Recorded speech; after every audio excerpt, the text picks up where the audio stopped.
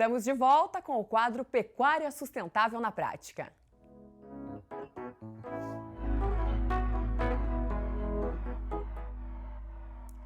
A China é um dos principais destinos da produção de carne brasileira. E assim como outras regiões importadoras, ela tem suas exigências. Ontem nós falamos aqui ao vivo no programa sobre a transição verde do mercado chinês. E hoje a gente fala sobre as tendências e o futuro desse mercado. Nosso entrevistado é João Shimada, que é analista sênior de agrocommodities da Earth Innovation, associada ao GTPS. Muito boa tarde, seja bem-vindo. Boa tarde, Sara. Obrigado pelo convite. Nós que agradecemos aí a disponibilidade. Agora conta pra mim, né? No ano passado, como a gente lembra muito bem, nós tivemos uma suspensão aí nos embarques de carne brasileira para a China, que foi sendo retomado aos poucos. Qual que é a relevância hoje do mercado chinês para o Brasil quando a gente fala em carne bovina? Bom, vamos lá. É a China, né? A China está caminhando aí para se tornar a maior economia do planeta aí nos próximos 10 anos.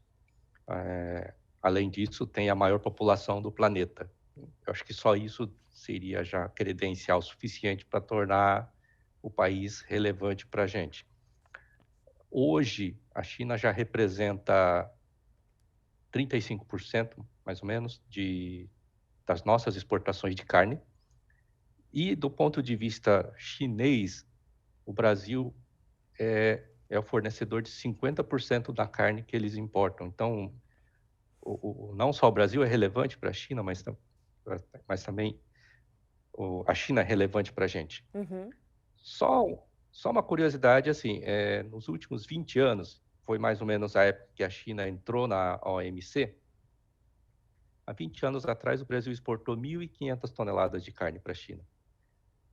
Atualmente, a gente está exportando mais ou menos 1.000 vezes esse valor, né? Em torno de 1,5 milhão de toneladas.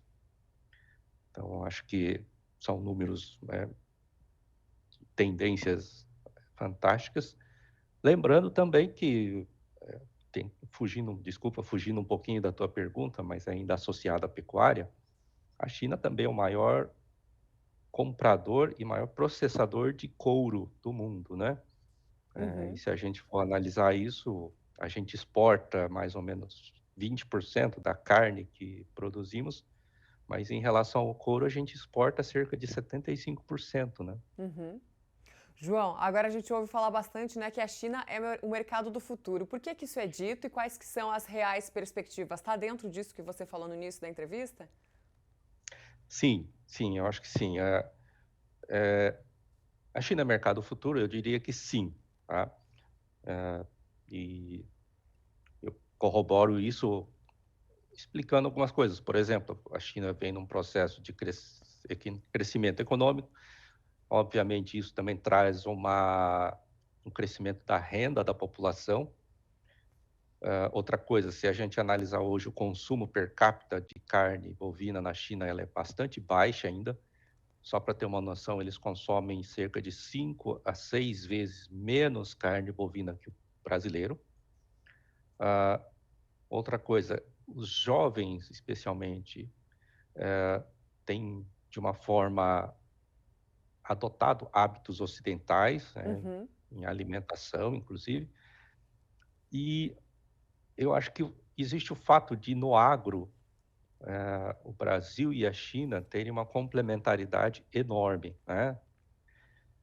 Entretanto, porém, né, eu acho que existem alguns pontos que a gente precisa prestar atenção, né?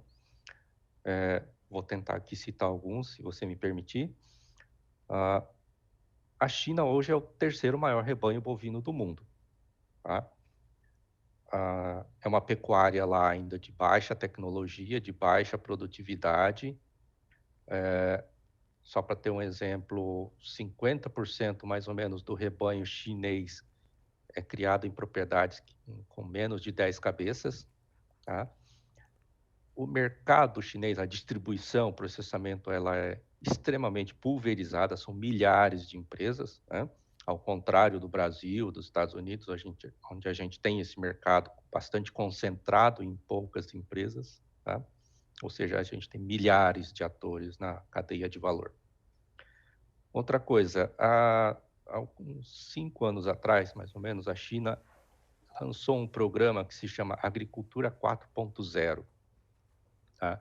O principal objetivo desse programa chinês é aumentar a tecnologia, aumentar a produtividade em todas as cadeias de valor de alimentos e da agricultura chinesa. Então, eles estão num processo forte de aumento de tecnologia, aumento de produtividade na pecuária bovina, inclusive. São grandes importadores de gado vivo, inclusive para melhoramento da genética deles, tá? Uhum. E eu acho que um outro ponto que eu julgo muito importante é que os próprios chineses, eles se autodenominam pork lovers, né? Quer dizer, amantes de porco. E, de fato, né, 50% do rebanho suíno do mundo está na China, né? São grandes produtores de carne suína.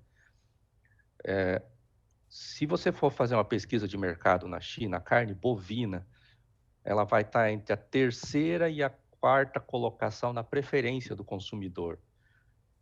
Então, não é só a gente exportar carne bovina, a gente tem que fazer também com que a carne bovina entre na preferência do consumidor chinês. Uhum. Então, eu gostaria então de ressaltar que tem um potencial enorme, é o mercado futuro, sim, mas a gente tem algumas lições para fazer, né? Bacana. João Shimada, só para finalizar bem rapidamente, como que o produtor que quer focar principalmente nesse mercado, ele deve fazer? Para onde que ele deve olhar principalmente? Bem rapidinho que a gente está encerrando, por favor. Olha, eu acho que a primeira coisa a gente tem que entender muito bem os hábitos culturais chineses, né?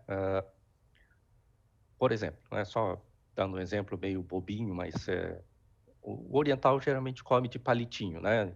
Chamado kuaizi na China. Tá? Isso influencia o corte, influencia o preparo da carne, etc. e tal. Eu acho que a gente tem oportunidades enormes. Só para te citar um exemplo, 14 estados brasileiros têm parcerias, acordos de cooperação técnica com províncias chinesas, tá?